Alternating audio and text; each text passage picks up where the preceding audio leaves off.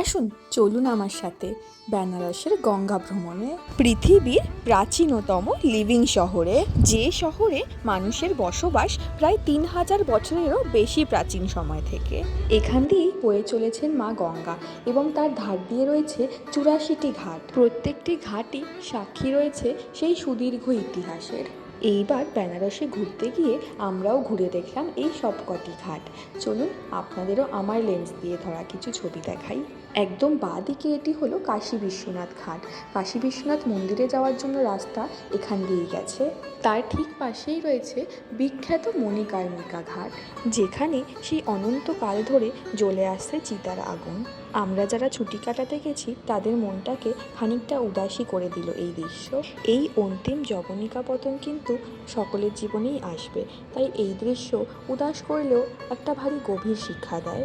সারাটা জীবন আমরা যা কিছু নিয়ে অহংকার করি না কেন, তা সবই কিন্তু নশ্বর। তাই হয়তো বলা হয় যাদেরই অন্তিম কৃত্য এখানে সম্পন্ন হয় তারা নাকি মোক্ষ লাভ করেন। এই মণিকর্ণিকা ঘাটেই রয়েছে বিখ্যাত রত্নেশ্বর শিবের মন্দির, যেটি সেই প্রাচীন 1900 শতাব্দীতে নির্মিত হলেও এখানে কিন্তু ভগবান মহাদেব একটিবারের জন্যও পুজো নেননি। কারণ এই মন্দির তৈরি হয়েছিল মাতৃঋণ শোধ করার জন্য। কিন্তু তা কি সত্যিই সম্ভব নয় বলেই হয়তো মহাদেব এখানে পুজো নিলেন না। এর পরবর্তী ঘাটটি দেখলে আপনাদের মনে হতেই পারে সেই হয়তো ইতিহাসের পাতা থেকে উঠে আসা কোনো প্রাচীন দুর্গ। এটিই হলো 1800 শতকে নির্মিত ভোসলে ঘাট। মারাঠা রানী অহল্যাবাই হোলকর তিনি বেনারসের এরকমই বহু ঘাট নির্মাণ করিয়েছিলেন। আর শুধু কি ঘাট, কাশী বিশ্বনাথ মন্দিরটিও যখন ঔরঙ্গজেবের সেনা দ্বারা ধ্বংসকৃত হয় তখন তিনি এটিকে পুনর্নির্মাণ করান।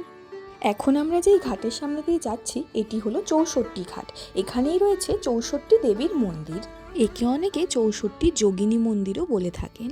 আপনাদের বলে রাখি, আমরা আমাদের যাত্রা শুরু করেছিলাম 80 ঘাট থেকে, আর আমরা যাচ্ছিলাম নামো ঘাট অবধি।